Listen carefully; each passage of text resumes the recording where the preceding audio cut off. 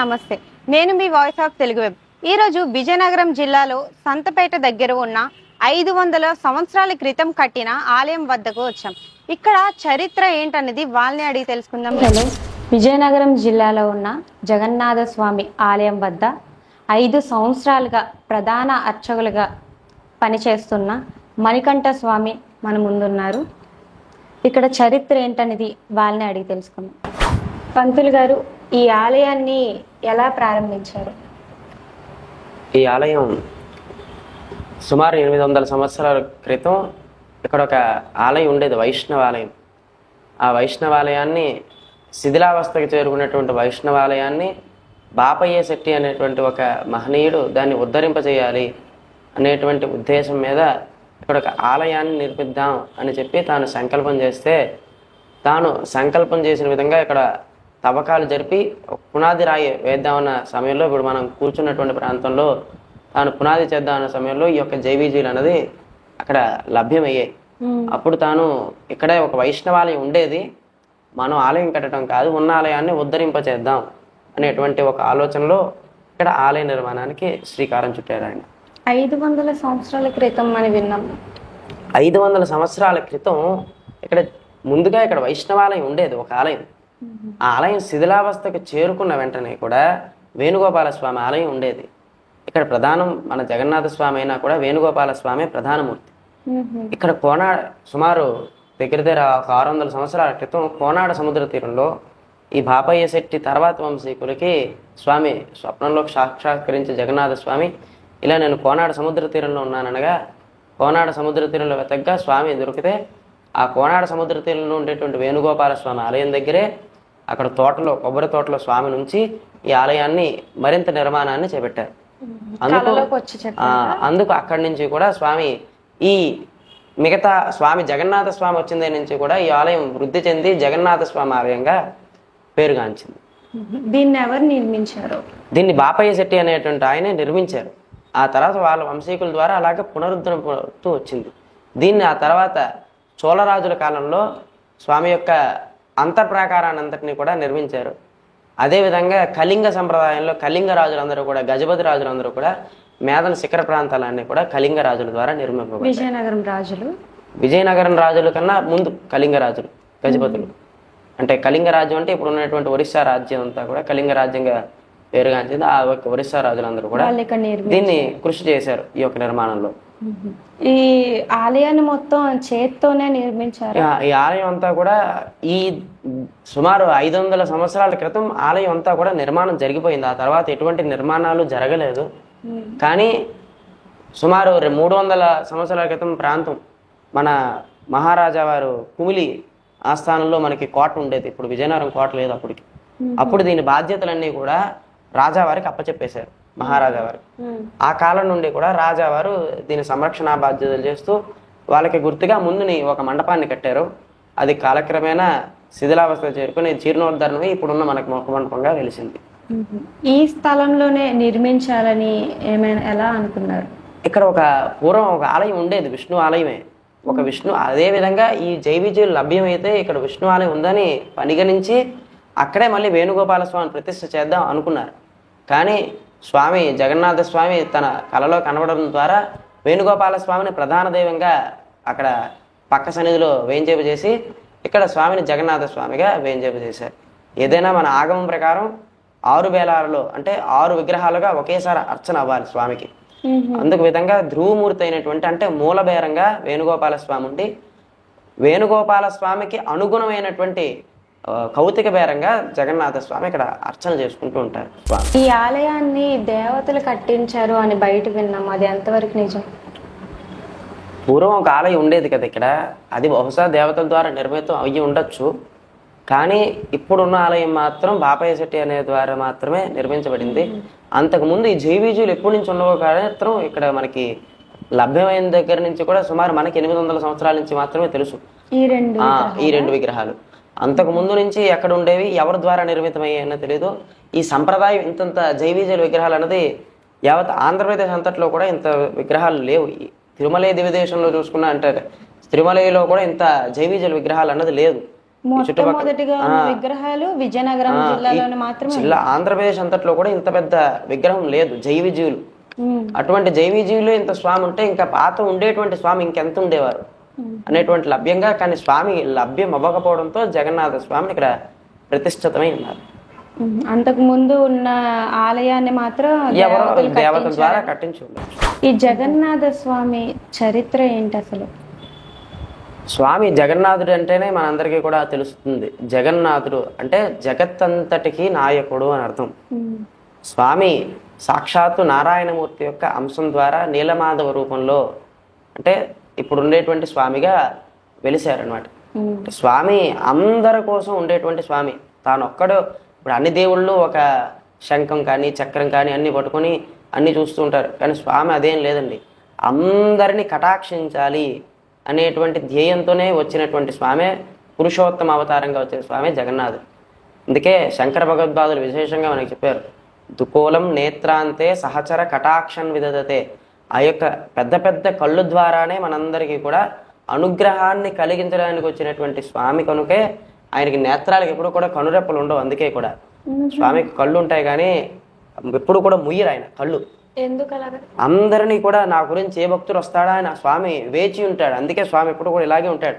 అంటే ఎప్పుడు కూడా ఎవరైనా వస్తారా, నేను భక్తితో నన్ను ఎవరే కోలుస్తారా, వాళ్ళని ఎప్పుడు ఆలింగనం చేసుకుందాం అనేటువంటి స్థితిలో ఉండి ఎప్పుడు కూడా ఏ భక్తుడు వస్తాడో ఆ భక్తుడిని ఎప్పుడు కూడా అనుగ్రహించాలి కళ్ళతో అని ఎప్పుడు కూడా కళ్ళు రెప్పయ్యకూడదు అనేటువంటి దీనిగా స్వామికి కనురెప్పలు కూడా ఉండవు. అంతటి విశేషమైనటువంటి స్వామి జగన్నాథ స్వామి. అన్ని విగ్రహాలకి ఒక కళ్ళు ముక్కు నోరు అలాగుంటది కదా, కానీ జగన్నాథ స్వామి వారికి మాత్రం ఎందుకు నార్మల్గా ఉంటుంది కదా? మనం ఆరాధించేటువంటి స్వామిని ఎందుకు మన రూపంలో చెక్కుతామంటే దానికి ఆగమ ప్రమాణం ఉంది. అంటే స్వామి ఇలా ఉండాలి, ఇలా ఉంటే మనకి చైతన్యాన్ని ఇవ్వగలదు అనేటువంటి దీనిగా. కానీ స్కంద పురాణంలో చెప్పినటువంటి పురుషోత్తమ మహత్యం అనేటువంటి విశేష గ్రంథంలో స్వామి గురించి, జగన్నాథ స్వామి గురించి పూర్తిగా చెప్పబడి ఉన్నది. ఎప్పుడైతే ఇంద్రజిమ్న మహారాజు తన యొక్క విశేషమైనటువంటి నీలమాధవ రూపాన్ని గురించి తపస్సు చేయగా, స్వామి నీలమాధవ రూపంలో కాకుండా వేరొక రూపంలో ఇచ్చేయగా ఆయన రోధిస్తూ ఉంటే నారద మహాముని వచ్చి ఆయన్ని శ్రద్ధ చెప్పి, ఇలా కాదయ్యా స్వామిని ఇలా కొలిస్తే వస్తాడు అని చెప్పగా ఆయన యొక్క మేరకు మళ్ళీ యాగం చేస్తే అందులోంచి కూడా స్వామి ఉద్భవిస్తాడు. ఆ తర్వాత అది కూడా ఆయన సంతృప్తి చెందకపోతే సాక్షాత్తు బ్రహ్మదేవుడినే పిలిచి బ్రహ్మదేవుడి ద్వారా యాగం చేయిస్తే ఆ యాగంలో కూడా తాను అనుకున్న రూపం కాకుండా నరసింహ రూపంలో స్వామి బయటకు వస్తారు. అప్పుడు కూడా ఆయన ఆ యొక్క ఉగ్ర రూపాన్ని చూసి భయపడినటువంటి వాళ్ళందరూ కూడా అప్పుడే ఈ యొక్క శ్లోకం ఉద్భవించింది. నమోస్తు అనంతాయ సహస్రమూర్తి అని మనం విష్ణు సహస్రనామంలో చదువుకుంటున్నాం. అది జగన్నాథ స్వామి గురించి బ్రహ్మదేవుడు రాసినటువంటి విశేషమైనటువంటి శ్లోకం. ఆ తర్వాత మళ్ళీ యాగం చేయక అందులోంచి కూడా ఒక దారువు రూపంలో, అంటే ఒక మాధవ రూపంగా వచ్చి తర్వాత కథ వృత్తాంతం ప్రకారం ఆయన సముద్రంలో 3 దారువుల రూపంగా రాగా ఆ విశ్వకర్మ దాన్ని ఈ విధంగా చక్కగా స్వామి ఆ విధంగా ఉన్నారు. దానికి వేరొక కథనంగా ఆ యొక్క దారువులు అంటే చెక్కలు, దారువు అంటే చెక్క, చెక్క ముక్క ఎప్పుడైతే ఆ యొక్క సముద్రం నుంచి రాగానే ఎంతో మంది శిల్పులు చెప్పి స్వామిని చెక్కించమనగా అందరు ఉలులు కూడా మద్దబారిపోయి, అంటే ఆ యొక్క పదును అన్నది పోయితూ ఉండేది, ఎవరూ చెక్కలేకపోయారు.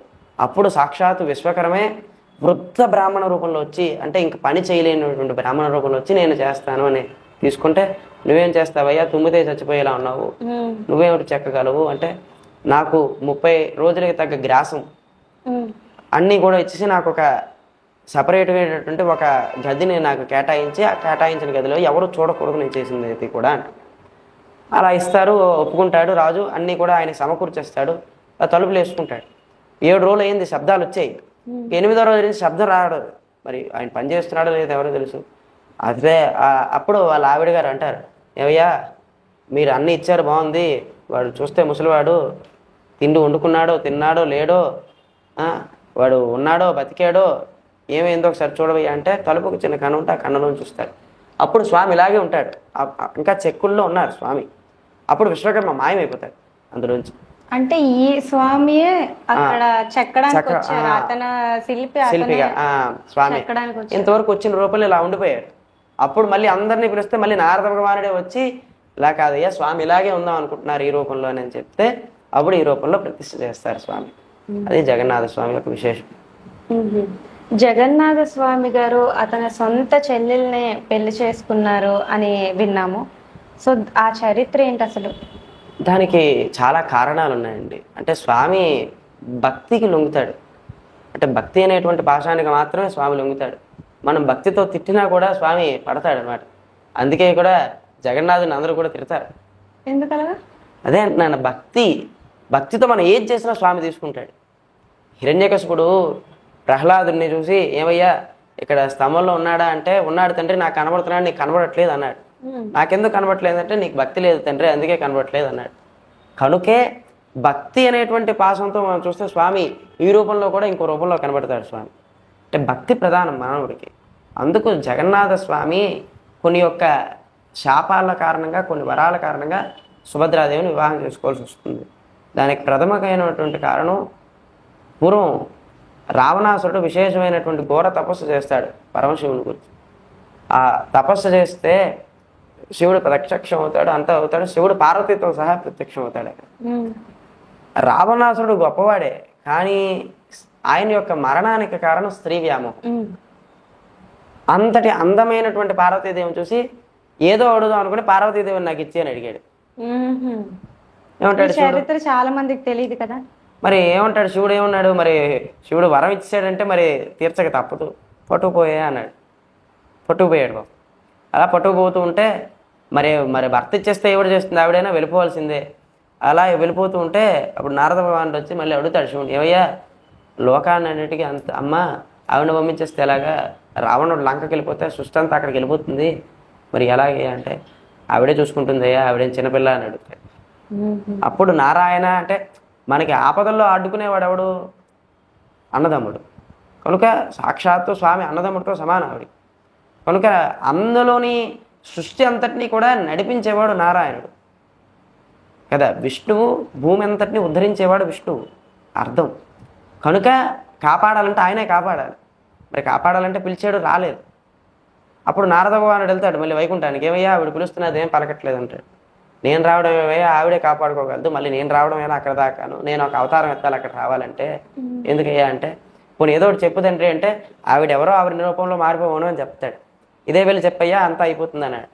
అంతే వెళ్తాడు. అమ్మ నారాయణుడు రానన్నాడు, కానీ ఒక మాట చెప్పాడు నాకు నీకు చెప్పమని, నువ్వు ఎవరో నీ విధంగా మారిపో అనమన్నాడు. అప్పుడు ఆవిడ వెంటనే ఏమవుతుంది? ఆవిడ అసలు రూపంలోకి మారిపోతుంది. అంత అందమైన ఆవిడ కూడా మంచి భీకరమైనటువంటి కళ్ళుతో నల్లటి శరీర ఛాయ కలిగి పుర్రెల మెడలో వేసుకుని మంచి ఖాళీగా మారిపోతుంది. అలా ఆవిడ అసలు రూపం అదే కదా. ఖాళీ అంటే ఏంటండి? ఈ యొక్క లోకం అంతా కూడా అంటే ఈ కాలాన్ని నశింపజేసేదే ఖాళీ. అంటే దానికి రూపం అంటూ లేదు. అందుకే ఖాళీ అంటారు. నల్లటి దాన్ని ఖాళీ అని ఎందుకంటారంటే అందుకే ఆవిడని కాళిక అంటారు. కనుక అప్పుడు రావణుడు తిరగలేదు. ఏమయ్యా ఆవిడని పట్టుకెళ్ళిపోతున్నావు అంటే, ఏమిటి నాకు శివుడు పార్వతిని ఇచ్చాడే, పట్టుకుపోతున్నాను నాకు. ఎవరిని పట్టుకుపోతున్నావు? అయ్యా చూడు ఎవరితో నీ వెనకాల నడుచుకొని వచ్చేస్తున్నది, నల్లగా ఉంది, భయం వేస్తున్నది చూస్తాను. ఏ పుర్రలమాల వేసుకుని ఒక శత్రువు చూడవనగానే ఆవిడ చూసి భయపడిపోతాడు. వెంటనే గొరగొర ఇడ్చుకెళ్ళి శివుడి దగ్గర వదిలేసి వచ్చేస్తాడు. ఏమైనా నువ్వు నన్ను మోసం చేశావు, నేను పార్వతిని అడిగితే నువ్వు ఎవరినో ఇచ్చావు అని తిట్టేసి వెళ్ళిపోతాడు. అప్పుడు ఆవిడ అంతా బాధపడి, అయ్యో నేను ఇంత బాధపడినా రాలేదే నారాయణుడు, నేను పిలిచినా కూడా. అందుకు కోపంతో ఎప్పుడు అలా చేతులు కాళ్ళు కట్టుకొని కూర్చున్న విధంగా కూర్చుంటాడా, ఎప్పుడు అలాగే ఉండిపోవాలని చెప్పిస్తుంది. అందుకే స్వామికి చేతులు కాళ్ళు ఉండవు. అదేవిధంగా సుభద్రాదేవి కృష్ణావతారంలో స్వామి యొక్క చెల్లెలు. కృష్ణావతారంలో సుభద్ర కృష్ణుడి యొక్క చెల్లెలు. అవతారంలో కోరుకుంటుంది నీలాంటి భర్త కావాలి అని కృష్ణుని కోరుకుంటుంది. ఆయన లాంటి భర్త అంటే ఎక్కడా ఉండడు. స్వామిని మించినటువంటి వాడు కానీ, స్వామితో సమానమైనటువంటి వాడు కానీ ఎవరు లేరు. యద్భూతాత్ నవేరంతి, స్వామిని మించిన వాడు కానీ, స్వామి కన్నా అదముడు కానీ ఇంకోడు లేడు అని వేదం చెప్పింది. కనుక ఆయన మించిన వాడు ఎవడు లేడు. ఆ యుగాల్లో అంతటి గొప్పవాడు ఎవరు ఉన్నారంటే అర్జునుడు. అందుకు అర్జునుడి నుంచి సుభద్రాదేవికి వివాహం చేస్తే ఆవిడకి ఇచ్చిన కోరిక మేరకు వేరొక అవతారం ఎత్తి, అంటే పురుషోత్తమ అవతారంగా ఇప్పుడు సుభద్రాదేవిని వివాహం చేసుకుంటాడు. ఈ ఆలయానికి ఉన్న ప్రాముఖ్యత ఏమైనా ఉందా? ఈ ఆలయానికి ఎంతో ప్రాముఖ్యత, చారిత్ర ఎంతో కలిగి ఉన్నదండి. అంటే ఇప్పుడంటే విజయనగరంలో ఎన్నో ఆలయాలు నిర్మింపబడ్డాయి. ఒకప్పుడు విజయనగరంలో ఇది ఒకటే పాత కోవిలుగా ఉండేది. దీని తర్వాత మనకి కొన్ని ఆలయాలు మాత్రమే ఉండేవి. ఇప్పుడు మన శివాలయం ఇది శివాలయం అని అలాంటి కొన్ని కోవిళ్ళు మాత్రమే ఉన్నాయి. కనుక అప్పుల్లో స్వామి అందరి ఆర్తి తీర్చేవాడు. ఇప్పటికీ కూడా ఎంతో మందికి రథయాత్ర నాడు మాత్రం చాలా మంది భక్తులు వస్తారు. అందరూ కూడా ఎంతో మందికి ఇంటి దేవుడు స్వామి. ఇక్కడే ఉపనయనాలు, ఇక్కడే వివాహాలు కూడా జరిగి ఎంతో మందికి మొక్కులు ఉన్నాయి. మొక్కులు గట్ట తీర్చుకుంటారా? అంటే ప్రతి వాళ్ళకి కూడా ఇప్పుడు ఉన్నటువంటి త్రైవర్ణికులందరికీ కూడా స్వామి ఇలవేల్పు. ఖచ్చితంగా రథయాత్రలు వచ్చి స్వామికి దర్శనం చేసుకుని, అదేవిధంగా 9 రోజులు ఎక్కడి నుంచి స్వామి అక్కడ తోమాల మందిరం అనేటువంటి మందిరంలో ఉంటారు. స్వామి గర్భగుడిని విడిచి ఆ మందిరంలో ఖచ్చితంగా వచ్చి దర్శనం చేసుకుని స్వామికి క్షీరం, స్వామికి పాలు అంటే ఎంతో ఇష్టం. అందుకు ఆ క్షీరాన్ని నివేదన చేసుకోవడం ఎంతో మంది ఇప్పటికీ స్వామికి ఆ యొక్క క్షీరం నివేదన చేయడం ద్వారా అందరి యొక్క కోరికలు కూడా నెరవేరుతాయి. ఇక్కడ పాలతో అభిషేకం చేస్తే భక్తులు కోరికలు నెరవేరుతాయి అని బయట చెప్తున్నారు. అది ఎంతవరకు నిజం? అదేనండి, స్వామి క్షీరప్రియుడు. అందుకే స్వామికి నైవేద్యం ప్రసాదం విశేషం. స్వామి జగన్నాథ స్వామి అవతారంలో మనకి స్వామి యొక్క ఆ యొక్క దినచర్యలో స్వామి యొక్క నివేదన కాలంలో స్వామి జగన్నాథ అవతారం ఎత్తుతాడు ప్రతిరోజు. అంటే స్వామి తినడానికి వచ్చాడు. అంటే మనం పోద్యాసనాన్ని స్వామి ఎప్పుడు కూడా స్వీకరిస్తుంటాడు. అందుకే జగన్నాథ స్వామి తిట్టినా పర్వాలేదు, కానీ జగన్నాథ స్వామి ప్రసాదాన్ని దూషించకూడదు. అంతటి భోగప్రియుడు స్వామి. స్వామికి ఏ విధంగా మనకి ఎంత ఉంటే అంత విధంగా నైవేద్యాన్ని పెట్టుకోవాలి. పాలు ఉంటే పాలు, పంచదార ఉంటే పంచదార. నైవేద్యం విషయానికి వస్తే జగన్నాథ స్వామి టెంపుల్ పూరిలో కూడా ఉంది కదా, ఎక్కడైనా తీపి వస్తువులే ఎందుకు పెడుతున్నారు? తీపి వస్తువులే ఎప్పుడు పెట్టరండి, అన్ని రకాలు పెడతాం. స్వామికి ఉదయాన్నే ప్రాతర్భోగంగా పాలు పెడతారు, ఉదయం లేవగానే. అనంతరం వెన పెడతారు. తర్వాత స్వామికి కొంచెం ఘాటుగా ఆ యొక్క మిరియాలు పొడి వేసి మిరియాన్నాన్ని పెడతారు. అనంతరం పొంగల్ పెడతారు, చిత్రాన్నాన్ని పెడతారు. ఇవన్నీ కూడా తీపితో కూడినవి కాకుండా, కానీ తీపి ఎందుకు పెడతాము అనేటంటే ఆ యొక్క దినచర్య బట్టి స్వామికి నైవేద్యాలన్నీ ఉంటాయి ఆగమ శాస్త్రంలో. అంటే ఉదయం ఇది తినాలి, మధ్యాహ్నం ఇది పెట్టాలి, సాయంత్రం ఇది పెట్టాలి. ఇప్పుడు మధ్యాహ్నం స్వామికి మనం ఏ విధంగా తింటాం, అన్నం, పప్పు, చారు, కూర అన్నీ కూడా స్వామికి నివేదన అవుతాయి. కానీ ఇప్పుడు మనం తినేటటువంటి కూరలు కాకుండా విశ్వామిత్ర సృష్టి కాకుండా మొదటి నుంచి ఉండే సృష్టిలో ఉండేటువంటి ఫలాలన్నీ కూడా స్వామికి నైవేద్యంగా సమర్పిస్తామండి. ఇక్కడ ఎన్ని సంవత్సరాలుగా అవుతుంది ఇప్పుడు జగన్నాథ స్వామిది చెప్పారు కదా ఊరేగింపు? జగన్నాథ స్వామి రథయాత్ర మొదటి నుంచి అంతే విధంగా అంతే వైభవంగా జరుగుతున్నదండి. ఎన్ని నెలలకు ఒకసారి అవుతుంది? ప్రతి సంవత్సరం కూడా ఆషాఢ శుద్ధ విధి నాడు స్వామి యొక్క రథయాత్ర మహోత్సవం చేయాలని పురుషోత్తమ సమితిలో విశేషంగా చెప్పబడి ఉన్నది. సంవత్సరానికి ఒక్కసారి. అదే 10 రోజుల ఉత్సవం. మారు రథయాత్రగా మొదటగా స్వామి ఇక్కడి నుంచి బయలుదేరి ఇక్కడ మన కన్యకాంబరి కోయిల అక్కడ ఆగి భక్తులందరికీ కూడా స్వామి దర్శనాన్ని ఇస్తాడు. అందరి కోసం కూడా అక్కడ దర్శనాన్ని ఇచ్చి సుమారు రాత్రి 11:30, 12 ప్రాంతంలో స్వామి తోమాల మందిరం అనేటువంటి విశేష మందిరం ఉంది స్వామికి మన పెచ్చర ఒడ్డులో. అక్కడ ఉండి ఆ 9 రోజులు కూడా భక్తులందరినీ కూడా అక్కడి నుంచి అనుగ్రహాన్ని ఇస్తారు. మళ్ళీ 9వ రోజు ప్రయాణంగా ఏ మానవుడు కూడా 9వ రోజు ప్రయాణం చేయకూడదు. నేను మానవుణ్ణి కాదు, నేను అన్నిటికీ కూడా అతీతుణ్ణి అని చెప్పడానికే స్వామి 9వ రోజు ప్రయాణంగా బయలుదేరి మళ్ళీ తన ఆలయానికి ఏకాదశి నాటికి స్వామి ఆషాఢ శుద్ధ ఏకాదశి నాడు స్వామి లోపలికి వెళ్ళి అప్పుడు శయనముద్రలోకి వెళ్తాడు స్వామి. దాన్నే మనం దేవశయన ఏకాదశి అంటాం. ఆ రోజు స్వామి నిద్రలోకి జారుకుంటాడు, ఆయన యొక్క యోగ నిద్రలోకి. అక్కడి నుంచే కూడా చాతుర్మాస వ్రతం ప్రారంభమవుతుంది. ఈ రథయాత్రకు ముందుగా 15 రోజులకు ముందు దేవస్నాన పౌర్ణమి అని జ్యేష్ఠ పౌర్ణమి నాడు స్వామికి విశేషమైనటువంటి అభిషేక కార్యక్రమం. స్వామి చెక్క ఉత్సవం కాబట్టి, చెక్కతో కూడినటువంటి స్వామి కాబట్టి ప్రతిరోజు అభిషేకం ఉండదు. మనం మొదట చెప్పుకున్న విధంగా స్వామికి నిత్యం కూడా 6 విగ్రహాల్లో ఒకేసారి ఆరాధన అవుతుంది. అంటే ధ్రువ, కౌతుక, వస్తు, బలి, శయన, షడ్భైర, షడ్విగ్రహ అన్న విధంగా స్వామి 6 విగ్రహాలుగా, అంటే రోజు అభిషేకం చేయడానికి ఒక విగ్రహంగా, రోజు అర్చన చేయడానికి ఒక విగ్రహంగా, రోజు బలిహారణ సమర్పించడానికి ఒక విగ్రహంగా, రోజు ఆరాధన చేయడానికి ఒక విగ్రహంగా, ఆ విధంగా 6 విగ్రహాలుగా స్వామి విభజించి ఒక్కొక్క రోజు ఒక్కొక్క ఉత్సవాన్ని స్వామి జరుపుకుంటారు. కానీ జ్యేష్ఠ పౌర్ణమి నాడు వసంతోత్సవంగా జ్యేష్ఠ అభిషేకం అనేటువంటి కార్యక్రమంగా స్వామి ఆలయం గర్భాలయం నుంచి స్వామి మూలమూర్తే బయటకు వచ్చి భక్తులందరి కోసం తానే లోపలికి రాకుండా నేనే బయటకు వస్తానని చెప్పి స్వామి బయటకు వచ్చి అందరి ద్వారా తమ యొక్క జలాల్ని స్వామి అభిషేకం చేసుకుంటాడు. స్వామి విశేషంగా పురుషోత్తమ మహత్యంలో విశేషంగా తెలపబడి ఉన్నది. ఎవరైతే ఆ యొక్క జ్యేష్ఠ పౌర్ణమి నాడు జ్యేష్ఠ నక్షత్రం పౌర్ణమి కూడి ఉండి అందులో బృహస్పతి జ్యేష్ఠలో ఉండేటప్పుడు విశేషంగా స్వామికి ఎవరైతే పాలు, పెరుగు, పంచదార, అదేవిధంగా తులసితో కలిపినటువంటి నీరు, చందనాన్ని ఎవరైతే సమర్పిస్తారో స్వామి అందరి యొక్క మనకోరికలన్నీ కూడా తీరుస్తాడనేటువంటి దీన్ని సాక్షాత్తు కూడా ఆ యొక్క అంబరీషుడికి ఆ యొక్క పురుషోత్తమ సమేతలో తెలుపబడి ఉన్నది.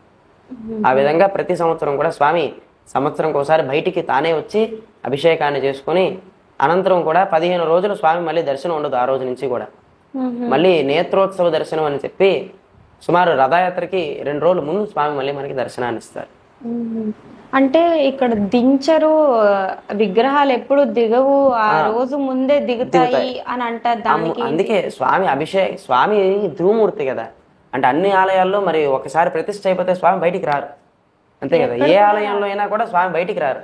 ఒక జగన్నాథ స్వామి మాత్రమే మెయిన్ దేవుడైనా ఆయనే బయటకు వచ్చేస్తారు భక్తుల కోసం ఉండేటువంటి స్వామి ప్రతీకగా స్వామి బయటకు వచ్చి నేనే మీ అందరి ద్వారా జరిపించుకుంటానని స్వామి మనకిచ్చేటువంటి విశేషమైనటువంటి స్వామి. ఆ రథయాత్ర రోజు లక్ష్మీదేవి అక్కడికి వెళ్ళి పిలుపునిస్తది అని అంటారు. లక్ష్మీ సంవాద కార్యక్రమం విశేషంగా జరుపుకుంటాం. ఏ విధంగా అయితే స్వామి ఆలయం ఎంత ఆయనదైనా కూడా లక్ష్మీదే ప్రధానం, అంతే కదండి. లక్ష్మీ ఉంటేనే అన్నీను. మనకి వెంకటాచల మాతలో చెప్పారు కదా, శ్రీ వైకుంఠ విరక్తాయ స్వామి పుష్కరణీతటే. లక్ష్మీ లేని వైకుంఠంలోనే ఉండలేక స్వామి భూమండలం అంతా కూడా తిరిగారు. అటువంటిది ఆలయం లక్ష్మీది కనుక ఎప్పుడైతే సుభద్రాదేవిని వివాహం చేసుకుని స్వామి తన యొక్క అంతరాలయ ప్రవేశం చేస్తుంటాడో ఆపేస్తుంది లక్ష్మీదేవి.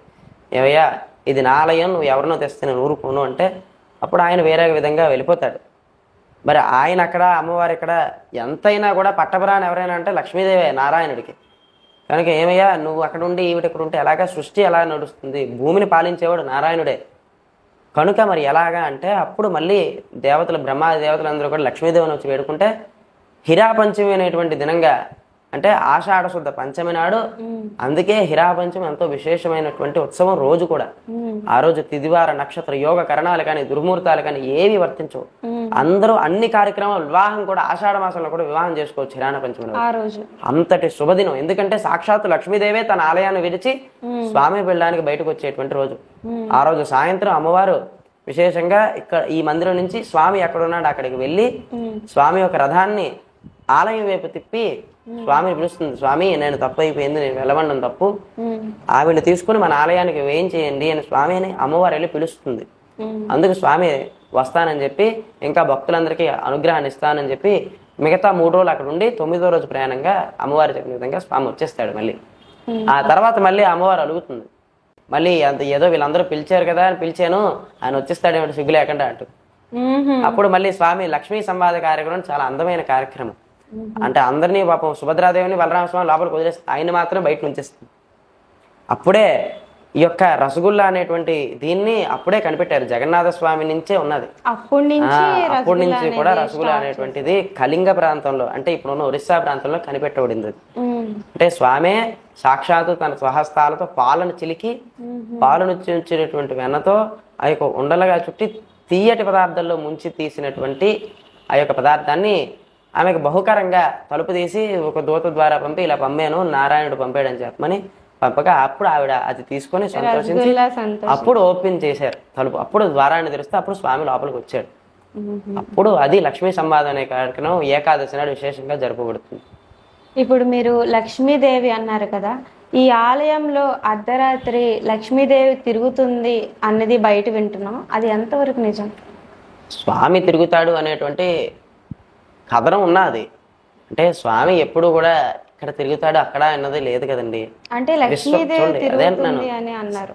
సర్వవ్యాపి విష్ణు, మనం నిత్యం విష్ణు సహస్రనామం చదువుతున్నాం కదండి. విశ్వం విష్ణు, భూమంతా నిండి ఉన్నవాడే విష్ణువు. కనుక ఆలయం అన్నది ఒక శక్తి కేంద్రంగా పనిచేస్తుంది. అంతటా ఉన్నాడు స్వామి నారాయణుడు. కానీ ఆలయంలోకి నుంచి ఎందుకు చేయాలి అంటే మంత్రపూరితాన్ తత్ ప్రభావిత నారాయణ, మంత్రానికి లొంగి ఉంటాడు స్వామి. అందుకు ఎవరైతే అర్చన చేస్తుంటారో ఒక మార్గం ద్వారా, దేనికైనా ఒక మార్గం ఉండాలి కదండి. దేన్ని అందుకోవాలన్నా ఒక ప్రాసెస్ ముఖ్యం. కనుక స్వామిని కూడా మనం చేరుకోవాలంటే దానికి మధ్యలో ఉండేటువంటి మార్గం ముఖ్యం. ఆ మార్గంలో విశేషమైనటువంటి త్రోవే ఆలయం. అందుకు ఆలయంలో స్వామి ఎప్పుడూ నివసిస్తుంటాడు. ఎందుకంటే మంత్రపూరితమై స్వామి అక్కడ బంధించి ఉంటారు. చెప్పాను ఉదయం ఇందాక చెప్పిన విధంగా భక్తి అనేటువంటి దేనికి లొంగి ఉంటాడు స్వామి. కనుక ఎప్పుడూ కూడా భక్తులు ఎప్పుడూ కూడా తనను భక్తిస్తూ ఉంటారు కాబట్టి ఎప్పుడూ కూడా ఇక్కడెక్కడే తిరుగుతూ ఉంటాడు స్వామి. అందుకు విశేషంగా కనబడిన వారందరికీ కూడా స్వామి కనబడతాడు. మీ యొక్క అనుభవంలో ఇక్కడ జరిగే మిరాకిల్స్ ఏమైనా స్టోరీస్ ఏమైనా ఉన్నాయా? చాలా అద్భుతాలు ఉన్నాయండి. అందులో ప్రధానంగా ఈ ఆలయం అభివృద్ధే మొదట మెట్టు. అందులో బాగా ఇందాక చెప్పిన విధంగా 1990 నుంచి 2010 దాకా ఎంతో శిథిలావస్థలో ఉంది స్వామి. అప్పటికి మాకు కూడా స్వామి ఉంటేనే మేము కూడా ఏదైనా ఇది మా అప్పుడు 3,000 రూపాయల జీతం, అందులోనే అందరూ ఇది. కానీ మీ నాన్నగారు మా నాన్నగారు చేసేవారు అప్పుడు ప్రధాన అర్చకులుగా. అనంతరం కూడా మాకు ఎప్పుడు కూడా స్వామి దేంట్లోనే లోటు చేసేవాడు కాదు. ఎప్పుడు కూడా ఇప్పుడు ఎలా ఉన్నాం అప్పటికి అలాగే ఉన్నాం. ఎప్పుడు ఆ యొక్క ఆలయంలో ఎటువంటి భక్తులు రాని సమయంలో కూడా స్వామి మమ్మల్ని అంతే విధంగా చూసుకున్నాడు. అప్పుడే అనుకునేవారు స్వామి ఆలయం ఎప్పుడైనా వృద్ధి చెందితే బాగుందును అని. అదేవిధంగా 2010లో దానికి విశేషంగా ముహూర్తం ద్వారా ఆ యొక్క వృద్ధి కార్యక్రమం అన్నది ప్రారంభమైంది. 2010లో స్వామికి విశేషమైనటువంటి ఆ యొక్క వైభవేష్టి అనేటువంటి కార్యక్రమాన్ని నిర్వహించాం ఆలయంలో. లక్ష్మీనారాయణేష్టి ద్వారా ఆ యొక్క కార్యక్రమం ద్వారా స్వామి అంచెలంచెలుగా ఆలయాన్ని అభివృద్ధి చేసుకుంటూ ఆయనే వచ్చాడు. ఎప్పుడు కూడా మా చిన్నతనం నుంచి ఇక్కడే చదువుకున్నాం, కానీ ఎప్పుడు ఇంత ఇప్పుడున్న దీని పరిస్థితి దాకా వస్తుందని అయితే మేము ఎప్పుడూ అనుకోలేదు. అంటే అప్పుడు అంత వైభవంగా ఉండేది. స్వామికి ఎంతో విశేషమైనటువంటి వాహనశాలలు అవి ఉండేవి. అవి ఒక యాక్సిడెంట్ ద్వారా 1987లో ఒక గ్యాస్ సిలిండర్ ప్రమాదం ద్వారా వాహనశాల అంతా కూడా ధ్వంసం అయిపోయింది. అప్పటి నుంచి వాహనాలన్నీ కూడా రద్దు అయిపోయి ఇప్పుడిప్పుడే స్వామి ఆయన యొక్క మహిమ చేత అందరి చేత కూడా వాహన సేవలు కానీ అన్నీ చేయించుకున్నారు స్వామి. మేము అందరూ కూడా మొదటి నుంచి కూడా ఇక్కడ చుట్టుపక్కల వాళ్ళందరూ కూడా అదే కోరుకున్నారు, స్వామికి మళ్ళీ పూర్వ వైభవం రావాలి. ఆ పూర్వ వైభవాన్ని స్వామి మళ్ళీ సంతరించుకుంటున్నాడు. అందరికీ కూడా స్వామి యొక్క విలువ అన్నది మళ్ళీ తెలుస్తున్నారు. ఇంతటి విశేషమైనటువంటి ఆలయం యొక్క చరిత్ర తెలుసుకొని దాని ద్వారా స్వామి యొక్క మహిమ తెలుసుకొని మళ్ళీ స్వామి యొక్క వాళ్ళ పూర్వీకులందరూ కూడా స్వామిని అర్చించిన వారే. అంటే విజయనగరంలో ప్రాంతంలో ఉండేటువంటి వారందరూ కూడా స్వామిని అర్చించిన వారే. ఎందుకంటే ఇప్పుడున్న మన పైడితల్లం కోవిల కన్నా ముందు కోవిల ఆ పైడితల్లం కోవిలకి ఏ విధంగా ఉండేదో అంతకన్నా ఎక్కువగా వైభవంగా ఉండేది స్వామికి. ఆ వైభవాన్ని మళ్ళీ స్వామి మళ్ళీ తెచ్చుకుంటున్నాడు. అది ఆయన ఇదే కానీ మన చేతిలో ఏం లేదండి. మానవుడు చేసింది ఏమీ అవ్వదు. స్వామి తలుచుకుంటేనే తన వైభవాన్ని కూడా మళ్ళీ తనే తెచ్చుకోగలడు. అదే కాకుండా ఇక్కడ ఎంతోమంది విశేషంగా ఇప్పుడున్న కమిటీ మెంబర్లు అందరూ కూడా 3-4 ఎంతో దీనిగా వచ్చి స్వామికి అసలు నమ్మకం లేకుండా వచ్చిన వాళ్ళు కూడా నిరంతరం కూడా ఇప్పుడు స్వామి కైంకర్యంలోనే ఉంటున్నారు. ఎందుకంటే వాళ్ళ జీవితాన్ని అలా మలుపు తిప్పాడు స్వామి. అంతటి విశేషమైనటువంటి ఎక్కువగా కాకుండా మనస్సుతో నమస్కారం చేసినా చాలు స్వామికి. అంతటి గొప్ప మూర్తి దేవుడు. మీ చిన్నప్పుడు ఈ ఆలయం ఎలా ఉండేది, ఇప్పుడు ఎలా ఉంది? మా చిన్నప్పుడు చాలా దౌర్భాగ్య స్థితిలో ఉండేదండి. చాలా మట్టి దెబ్బలతో ఇంత ఈ ఫ్లోరింగ్ ఉండేది, ఇంత ఉండేది కాదు. వెనకాతలు మాత్రం బాగుండేది, కింద శాసనాలు ఉండేవి మా చిన్నప్పుడు. అంటే ఈ శాలివాహన శకం కానీ ఆ ముందు కానీ శాసనాలు కింద నేల శాసనాలు ఉండేవి. రాను దాని మీద ఈ గచ్చుల ద్వారా అవన్నీ మూసేశారు. బయటను కూడా ఈ వాహనశాల ధ్వంసం అయిపోవడం, దాని యొక్క అత్తలాకుతలాలు ఆ యొక్క రాళ్ళు రెప్పలతో నిండి ఉండేది పూర్తిగా. అంటే ఒక చుట్టూరు మొక్కలు మురిచిపోయి ఆలయం నిండా కూడా స్వామి ఆలయం లోపల గర్భాలయాలన్నీ కూడా బాగుండేవి తప్ప మిగతా అంతా కూడా అంటే రంగులు వెలిసిపోయి అంత భయంకరంగా ఉండేది ఆలయం. ఎలక్ట్రిఫికేషన్ ఉండేది కాదు. 2010 దాకా స్వామికి అసలు కరెంట్ అన్నదే లేదు. అంతవరకు కూడా దీపకాంతుల్లోనే ఉండేది స్వామి. 2010 తర్వాత మళ్ళీ జీర్ణోద్ధరణలో ఎలక్ట్రిఫికేషన్ చేశారు. అంతవరకు కూడా లైట్ కూడా ఉండేది కాదు. సాయంత్రం 6తో ఆలయాన్ని మూసేసేవారు. ఎందుకంటే తైలు ఉండేది కాదు. అంటే ఇప్పుడు దీపం పెట్టాలంటే అంత నూనె ఉండాలి. ఎండోమెంట్ వారు అంత సహకరించేవారు కాదు. భక్తులు ఇచ్చేవారు, కానీ భక్తులు ఇచ్చేది స్వామికి నిత్యం దీపారాధనకే సరిపోయేది తప్ప భక్తుడికి దర్శనం ఇచ్చేంత దీపం పెట్టేంత నూనె కానీ ద్రవ్యం కానీ ఉండేది కాదు. కానీ స్వామి ఇప్పుడు అలా కాకుండా స్వామి భక్తులందరూ కూడా స్వామికి సహకరిస్తున్నారు. ఎండోమెంట్ వాళ్ళు కూడా కొంచెంగా సహకరిస్తున్నారు ఇప్పుడు. అప్పుడు అంత బిల్లు ఉండేది కాదు, బడ్జెట్ ఉండేది కాదు. అలాగే మాన్యం ఉండేది గోల్డ్, కానీ మాన్యం అన్యాక్రాంతాలు అయిపోయి ఎక్కువగా. ఇక్కడి నుంచి కూడా సుమారు ఇక్కడ మన జంక్షన్లో ఆంజనేయ స్వామి కోవిల్ దాకా, ఇక్కడి నుంచి ఖజానా జ్యువెలరీ దగ్గర ఉండే రథం శాల దాకా, ఇక్కడి నుంచి పెచ్చరు దాకా కూడా స్వామిదే మాన్యం అంతా కూడా. ఆ తర్వాత ఒక్కొక్కరి ద్వారా అన్యాక్రాంతం అయిపోయి స్వామికి ఇప్పుడు అప్పుడు దౌర్భాగ్య స్థితిలో ఉండేది. ఇప్పుడు శుభాం భూముల్లోంచి వాటిలోంచి సృష్టి వస్తున్నా కూడా ఖర్చు పెట్టని పరిస్థితి అప్పుడు ఎంతో దయనీయ స్థితిలో ఉండేది. 2010 నుంచి కూడా స్వామి మా తాతగారుల దగ్గర ఉండేటువంటి పూర్వవైభవం అంతా కూడా ఇప్పుడు వచ్చింది. మళ్ళీ కూడా ప్రతి ఆలయంలో తులసి చెట్టు ఇంకా నక్షత్ర తాబేళ్ళు ఉంటాయి కదా, దానికి అసలు రీజన్ ఏంటి? తులసి అన్నది ఏ విష్ణు ఆలయంలోనే తులసి ఖచ్చితం కదండి. స్వామి ఆరాధన అవ్వాలి అంటే తులసి ముఖ్యం. స్వామికి ఒక శాలిగ్రామం రూపంలో ఉంటాడు ఎప్పుడు కూడా స్వామి. మన ఎదురుగా చూస్తున్న శాలిగ్రామం మూర్తిగా నిత్య అభిషేకం అవుతాయి స్వామికి. మనం తీర్థం తీసుకుంటుంది కూడా శాలిగ్రామానికి చేసింది మాత్రమే తీర్థం. దానికి అర్చన చేయాలి అంటే తులసితో మాత్రమే చేయాలి. అదేవిధంగా స్వామికి నైవేద్యం సమర్పించాలన్నా, స్వామికి తాగడానికి నీళ్ళు ఇవ్వాలన్నా కూడా తులసి వేసిన జలాన్ని మాత్రమే స్వామి సేకరిస్తారు. మామూలుగా స్వామికి సమర్పించకూడదు. అందుకు తులసి అన్నది ప్రతి విష్ణు ఆలయంలో కూడా ముఖ్యం. అదేవిధంగా తాబేలు అన్నది కూర్మనాథుడితో సమానం. ఆ యొక్క విశేషమైనటువంటి రూపం అందరికీ. అలా అంటే తాబేలు, మొన్న ఒకళ్ళు అడిగారు, తాబేలు కూర్మనాథుడు అన్నారు కదండి, బాగుంది, మరి పరిద్దంటే వరాహమే కదండి, ఎందుకు పందిళ్ళు పెంచట్లేదు అని అడిగారు. అంటే అడ్డగోలుగా మాట్లాడే వాళ్ళకి మనం ఏం అనలేము. రెండు ఇవి అంతరించిపోయే స్థితిలో ఉన్నాయి. ఇప్పుడున్న నక్షత్ర తాబేలు ఇప్పుడు అంతరించే స్థితిలో ఉన్నాయి కనుక ఆలయంలో పెడితేనైనా దాన్ని వృద్ధి చెందుతుంది. మన సనాతన సంస్కృతి ఎలాంటిదంటే అండి, ప్రతి జీవి బాగుండాలనేటువంటి ధ్యేయం మంది. అంతే కదండి. సనాతన సంస్కృతిలో మానవుడు ఒక్కడే బాగుండాలని లేదు. వృక్షాలని, జీవరాశుల్ని, నదీ జలాల్ని, సముద్ర జలాల్ని, పర్యావరణాన్ని కూడా కాపాడడం మన సనాతన సంస్కృతి. కనుక అంతరించిపోయే జీవులన్నీ కూడా ఆలయాల్లో పెట్టేవారు కాలంలో. ఎందుకంటే అలాగైనా దైవంగా భావించైనా వాటిని ఉంచి దాన్ని సంరక్షించి దాని ద్వారా దాని యొక్క అంతరించిపోయే స్థితి నుంచి వృద్ధి చెందిస్తారనేటువంటి ధ్యేయంగా.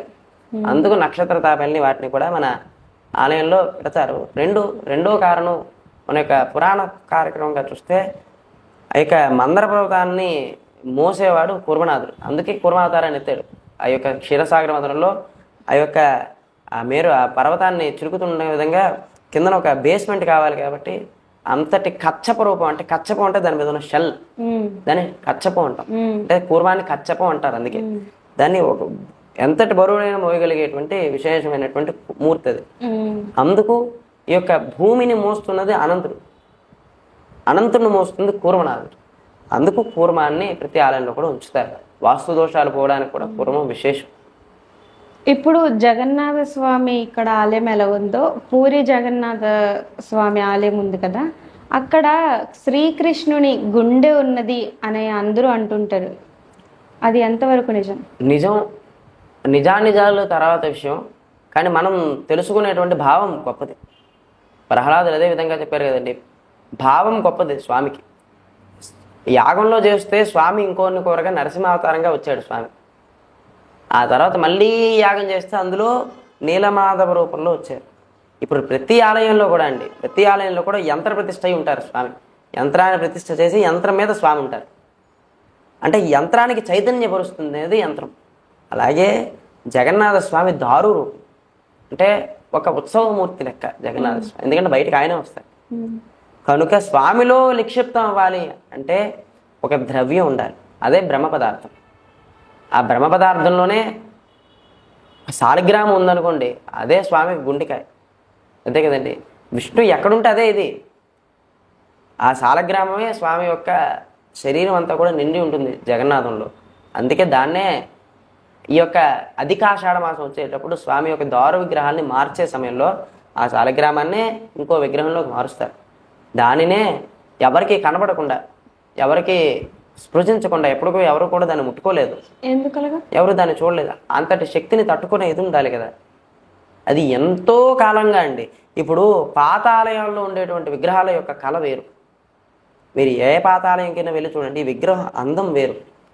ఆ విగ్రహాన్ని చూస్తే సమ్మోహనంగా, అంటే ఉండిపోవాలనే విధంగా ఉండేటువంటి రూపాలు అన్ని పాత ఆలయాల్లో కూడా ఉంటాయి. ఈ ఆలయమనే కాదు, కొత్త ఆలయాల్లో కూడా స్వామి కనబడతాడు. కానీ మనసుని కట్టి పెట్టేసేటువంటి అందం ఉండదు అక్కడ.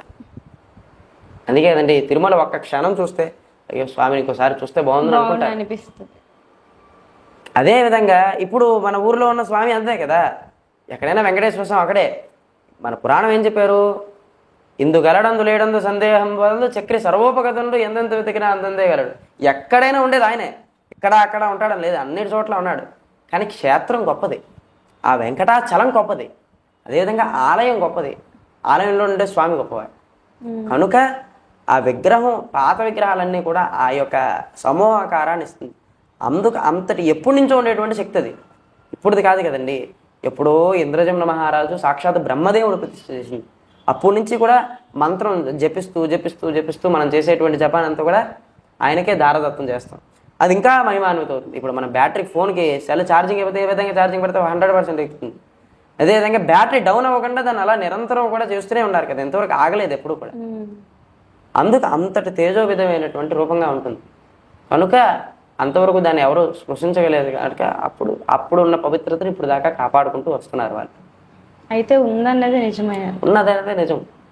స్వామి ఉన్నాడంటే స్వామి యొక్క అంగాలన్నీ కూడా ఉన్నట్టే. గుడి బయట గజస్తంభం ఎందుకు ఉంటుంది? ధ్వజస్తంభం అన్నది గరుడుకి ప్రతీకగా ఉంటుంది.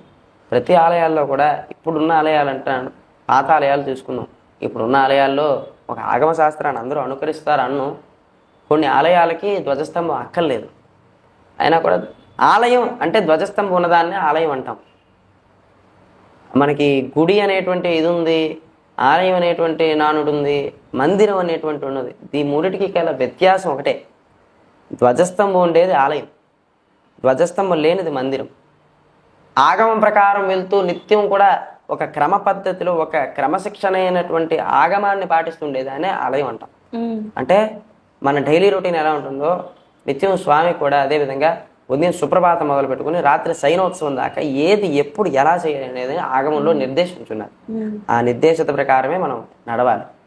అందుకు ధ్వజస్తంభం అన్నది స్వామి యొక్క ఈ యొక్క ఉత్సవాలు అవుతాయి, బ్రహ్మోత్సవాలు ధ్వజారోహణం అనేటువంటి కార్యక్రమాన్ని చేస్తారు. అంటే ఒక చిహ్నం, అంటే ఆలయానికి ఒక చిహ్నమే ధ్వజస్తంభం. ఏ విధంగా అయితే రాజులు తమ యొక్క చిహ్నాలకు గుర్తుగా తమ ముందు ధ్వజాన్ని బాచుతారో అదేవిధంగా ధ్వజం, విష్ణు ధ్వజం అది. అందుకే ధ్వజస్తంభం అంటారు. మధ్యాహ్నం సమయంలో ఆలయం వాటి తలుపులు మూసేస్తారు కదా, వాటికి గల రీజన్ ఏంటి? మనం ఎంత ఉదయం నుంచి సాయంత్రం దాకా మనం కష్టపడితే ఉండగలమండి. మనకి ఆళ్వార్లు విశేషంగా చేశారు. ఆళ్వార్లు విశేషంగా తమ దివ్య ప్రబంధంలో స్వామిని విన్నవించారు. అంటే స్వామి ఎంతో సుకుమారమైనటువంటి వాడు, అంతే కదండి. స్వామి మనం ఏ విధంగా చూస్తే ఆ విధంగా. ఇప్పుడు కొందరు నారాయణను చూస్తే కొందరు నరసింహుడిగా పూజ చేస్తారు, అంటే అంతటి భీకర రూపంలో చూస్తారు. కొందరు చిన్ని కృష్ణుడి రూపంలో చూస్తారు. కొందరు రామచంద్రమూర్తిని చూస్తాడు, అంటే యుద్ధం చేస్తున్నటువంటి రాముడిని, కోదండం పట్టుకున్నటువంటి రాముడిని చూస్తాడు. కొందరు సీతాదేవితో ఉండేటువంటి శాంతవదనమైనటువంటి రాముడితో చూస్తారు. అదేవిధంగా మనం ఎప్పుడు ఏ విధంగా చూడాలనేటువంటిది, అంతే కదండి. ఒక వేషంలో ఉండేటప్పుడు, అంటే ఇప్పుడు సంహరించాలంటే శుతిమెత్తగా నడుచుకుంటూ వెళ్తే ఆ యొక్క ధీటి ఉండాలి కదా. మనం చేసే పనికి బట్టే మన రూపం ఉండాలి, అంతే కదా. ఇప్పుడు మనం ఒక స్థానంలో ఉండి ఆ స్థానానికి విరుద్ధంగా ఉన్నాం అనుకోండి, ఇప్పుడు ఒక 5 ఏళ్ళు గుంటడు బండి తొక్కుతానంటే ఎందుకు ఒప్పుకోరు? అంటే వాడి రూపం అటువంటిది కాదు, తొక్కడానికి వీలు కానిది కదా. అదేవిధంగా స్వామి రూపం కూడా అటువంటిదే.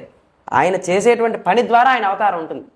ఇప్పుడు భూమి దేవుని ఉద్ధరించాలి అంటే, ఇప్పుడున్న సైంటిఫిక్గా చెప్పుకోవాలంటే వరాహ అవతారాన్ని భూమి అన్నది గుండ్రమైనటువంటి ఆకారం అప్పుడే చెప్పారు, ఇప్పుడు చెప్పారు అంటున్నారు. వరాహస్థుతిలోనే తస్మై నమ కారణ సూకరయతే, భూమిని ఉద్ధరించేటువంటి రూపం కలవాడా అని చెప్పారు. అంటే భూమి గుండ్రంగా ఉంటుందని అప్పుడే చెప్పారు. అంటే ఇప్పుడు ఉండేటువంటి బ్లాక్ హోల్ అప్పుడు మనం అనుకునేవారు, ఇప్పుడు కనుక్కుంటున్నారు. ఇంకా ఎంత ఉందో ఎవరికి, కానీ అప్పుడులోనే కనుక్కున్నారు.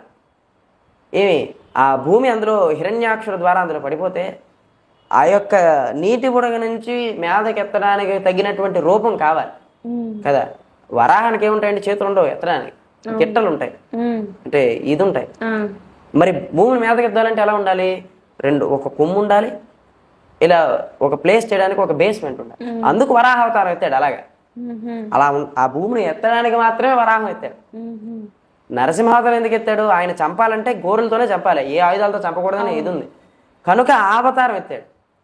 అలాగే స్వామి అవతారం బట్టే ఉంటుంది. అదేవిధంగా ఆగమంలో కూడా అదే విధంగా చెప్పారు.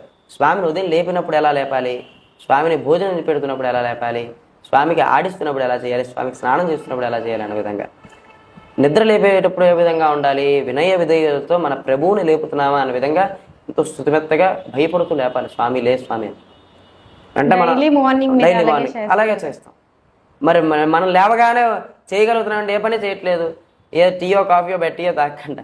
స్వామి కూడా అదే విధంగా లేవగానే పాలు వెన్నో స్వామికి అవసర నైవేద్యం చేసి అప్పుడు స్వామిని స్తోత్రం చేసి ఇవాళ చేసేటువంటి ఉత్సవాలన్నీ కూడా చెప్తాం. మనం ఏ విధంగా డైలీ రిమైండర్ పెట్టుకుంటున్నాం మన ఫోన్లో ఇప్పుడు, అంటే ఈ టైంకి ఎక్కడికి వెళ్ళాలి, ఈ టైంకి అదే మనం ఏం చేస్తున్నాం స్వామికి వినిపించాలి. ఈ టైం నుంచి ఈ టైం దాకా స్వామికి ఆరాధన చేస్తాం. ఈ రోజు ఈ ఉత్సవం ఉంది, అదే ఒక విశేషమైన ఉత్సవాలు ఉన్నాయంటే ఈ రోజు నుంచి ఈ రోజు దాకా ఈ ఉత్సవాలు నీకు చేస్తాం.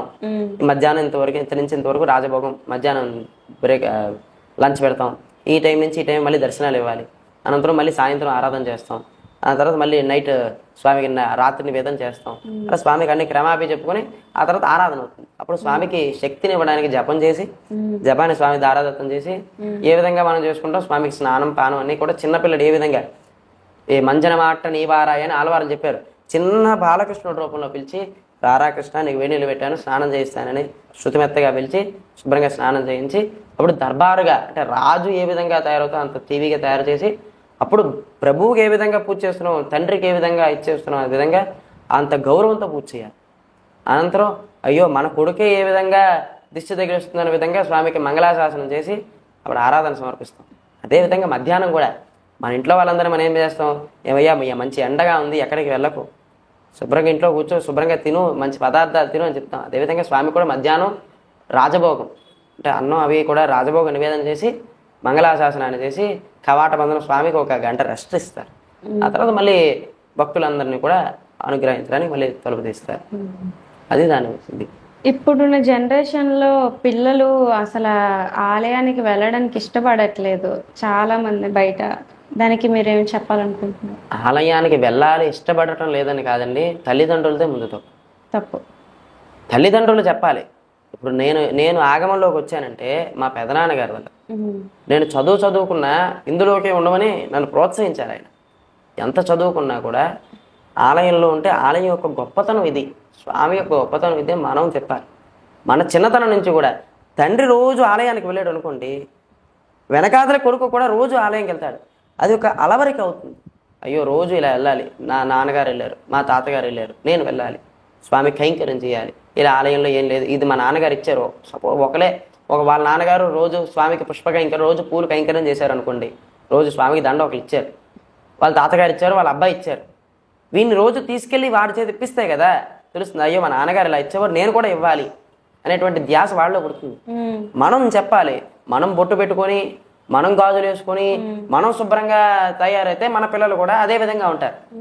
మనం ఏమీ చేయకుండా పిల్లల్ని ప్రోత్సహించాలంటే వారు ఎందుకు వస్తారు? ముందు తల్లిదండ్రులు మారి తల్లిదండ్రులనే మన ఈ యొక్క సనాతన సంస్కృతిలోకి పిల్లల్ని తీసుకొని వస్తే ఆ సనాతన సంస్కృతే వాళ్ళనే మారుస్తుంది. ఎందుకంటే అండి సనాతన సంస్కృతిలో అన్నీ ఉన్నాయి, ఇది లేదు అన్నది లేదు. అంటే ఇప్పుడు చదువుకుంటున్నటువంటి ఇంగ్లీష్ చదువుల్లో ఒకటి ఉంటే ఒకటి రాదు. సనాతనం అది కాదండి, జీవితాన్ని తెలియజేసేదే సనాతనం. మనం ఎంత చదువుకున్నా దేనికండి? జీవితాన్ని వృద్ధి చెందడానికి. ఇప్పుడు ఇంత చదువుకుంటున్నారు, ఎన్నో ఉద్యోగాలు చేస్తున్నారు, ఎవరికి కూడా మానసిక స్థితి లేదు. అందరూ కూడా ఏదనంటే తలనొప్పి అంటారు, నా మనసు బాగాలేదంటారు. ఎప్పుడు కూడా అప్పుడు అలా ఉండేది కాదు, ఎప్పుడో మనసు బాగోకుండా ఉండేది. ఇప్పుడు ప్రతిరోజు అందరికీ మనసు బాగోకుండా ఉంది. ఎందుకు? ఆలయానికి వెళ్తే ఆ యొక్క తేజోధనం వస్తుంది మనకి. పిల్లల్ని కూడా అదే విధంగా సనాతన సంస్కృతిలోకి చేసామనుకోండి, ఇప్పుడు కొన్ని మంత్రాలు ఉన్నాయంటే ఆ మంత్రాల ద్వారా మన యొక్క ఆ నాడులన్నీ కూడా యాక్టివేట్ అవుతాయి ముద్రల ద్వారా. అందుకు అందరూ సనాతన సంస్కృతిలోకి పెద్దలందరూ కూడా పిల్లల్ని ప్రోత్సహిస్తే పిల్లలు ఆటోమేటిక్గా ప్రోత్సాహం అయ్యి మన లోపలికి వస్తారు. మనం వారానికి ఒకసారి 2 వారాలకు ఒకసారి ఆలయాన్ని తీసుకెళ్ళడం, మనం గౌరవంగా చేయడం, మన గౌరవానికి వాళ్ళకి మప్పడం, చెప్పాలి ఇలా మనం వెళ్ళాం, ఇది స్వామి యొక్క గొప్పతనం మనకి వాళ్ళకి తెలియజేయాలి. అప్పుడే ఏ విధంగా ఇప్పుడు చదువు అని పిల్లలు చెప్తున్నారు, మన మన మన సంస్కృతిని కూడా అలాగే చెప్పాలి.